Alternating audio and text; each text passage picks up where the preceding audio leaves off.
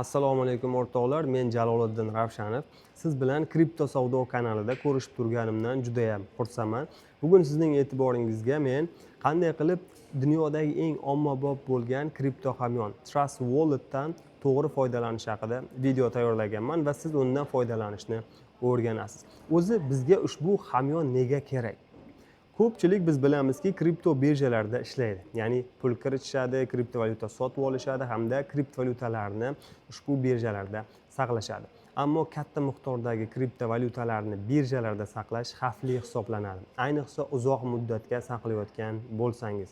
Sababi u yerda sizni aktivlaringizni muzlatib qo'yishi mumkin.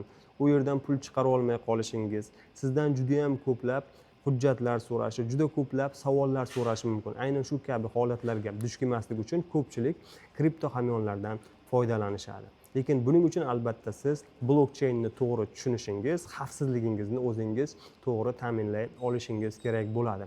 Diqqat bilan ushbu videoni oxirigacha ko'ring va albatta siz ushbu hamyonni to'g'ri o'rnatish va undan to'g'ri foydalanish haqida qimmatli ma'lumotlarga ega bo'lasiz. Trust Wallet eng ishonchli hamda ommabop kripto hamyonlardan biri hisoblanadi. Bugun siz bilan qanday qilib to'g'ri o'rnatish hamda undan to'g'ri foydalanishni o'rganamiz. Demak, ushbu ilovani telefonimizga o'rnatishimiz kerak bo'ladi. Dastlab bizga ushbu sahifa ochiladi va e'tibor bering, agar siz birinchi marta ushbu hamyonni ochayotgan bo'lsangiz, mana bu tugma, ya'ni Create New Wallet yoki sizda rus tilida bo'lishi mumkin. Tugmalarning joyi o'sha, ya'ni yangi hamyon yaratish tugmasi. Agar sizda mabodo oldin hamyon ochgan bo'lsangiz, demak 12 talik maxfiy so'z talab qilinadi. O'sha maxfiy so'zni kiritib hamyoningizni tiklashingiz mumkin. Lekin birinchi marta ochayotganlar uchun albatta men sizlarga hozir maxfiy so'zni qanday olishni ham o'rgataman. Demak, birinchi marta ochuvchilar uchun ushbu tugmani bosamiz. Va keyingi ochilgan sahifada demak telefonimizga xabar kelishini faollashtirib qo'yishimiz yoki maxfiylikni xohlasangiz mana bu tugmani bosishimiz ham mumkin. Ya'ni sizga hech qanaqangi xabar kelmaydi. Ya'ni pul o'tkazmani amalga oshirganingiz yoki sizga aytaylik kriptovalyuta kelganligi haqida hech qanaqa xabar kelishini xohlamasangiz pastdagi tugmani bosasiz. Demak, biz allaqachon hamyonimizni yaratdik. Endi esa biz qilishimiz kerak bo'lgan eng muhim ishlardan biri bu sahifani o'tkazib yuboramiz va biz o'zimizni maxfiy so'zimizni olishimiz kerak bo'ladi. Demak, mana bu reklamalar bizga umuman kerak emas hozir. Birinchi navbatda mana bu yoqda ko'rishingiz mumkin Main Wallet degan tugma turibdi, ya'ni asosiy hamyon. E'tibor bering, biz bir vaqtda o'zida bitta ilovani ichida bir nechta ilova ochishimiz mumkin, ya'ni bir nechta hamyon ochishimiz mumkin.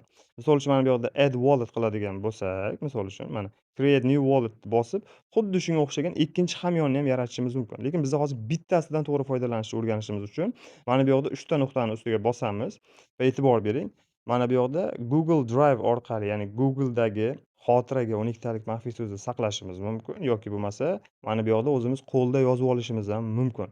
Ya'ni keling, men sizga hozir ushbu tugmani bosish orqali 12 talik so'zni qanday olishni ko'rsataman. Demak, biz mana bunga rozilik bildirishimiz kerak, ya'ni foydalanish shartlari. Agar mabodo o'sha 12 talik maxfiy so'zni yo'qotadigan bo'lsangiz, demak uni tiklashni iloji yo'q. Ya'ni ichidagi hamyoningizdagi pullaringiz, kriptovalyutalaringizga ham kuyasiz. Shu sababli doim buni o'sha 12 talik maxfiy so'zni judayam ehtiyotkorlik bilan saqlashingiz kerak bo'ladi. Ushbu tugmani bosamiz. Ushbu 12 talik maxfiy so'z sizni kalitingiz hisoblanadi. Hozir men buni hammani demak e'tiboriga havola qilyapman va men bu hamyondan boshqa qaytib foydalana olmayman. Sababi videoni ko'rayotganlar orasida har xil maqsadli insonlar bor va men buni faqatgina sizlarga o'rgatish maqsadida ushbu hamyonni yaratyapman, sizlarga ko'rsatyapman. Lekin aslida siz hech qachon uni hech kimga ko'rsatmang. Faqatgina o'zingizni yaqin insonlaringiz bilsa bo'ladi. Xo'sh, endi esa hammasini birma-bir yozib olasiz qog'ozga yoki skrinshot olib, bir ishonchli, demak, bulutli xotirada saqlasangiz bo'ladi. Misol uchun Telegram избранныйda yoki Google Drive yoki Microsoft One va hokazo. Lekin telefoningizni o'zida xotirasida qolmasin, sababi uni tushungan odam kirsa skrinshotlar ichidan ko'rib o'zlashtirib olishi mumkin. Hozir 12 talik yozib olgan so'zimizni birma-bir ketma-ket raqamlarda tanlashimiz kerak bo'ladi. Raqamlarda berilgan so'zni to'g'ri tanlaganimizdan so'ng mana ko'rishingiz mumkin. Demak, bu aktiv bo'ldi. Ya'ni biz qo'lda o'zimizni maxfiy so'zlarimizni saqladik. Video sizga yoqqan bo'lsa, albatta unga like bosing. Sizning qo'llab-quvvatlashingiz men uchun yanada shu kabi foydali videolarni ko'proq tayyorlashimga motivatsiya bo'ladi o'rtoqlar va albatta obuna bo'lib, ushbu videoni yaqinlaringizga jo'natib qo'yishni unutmang.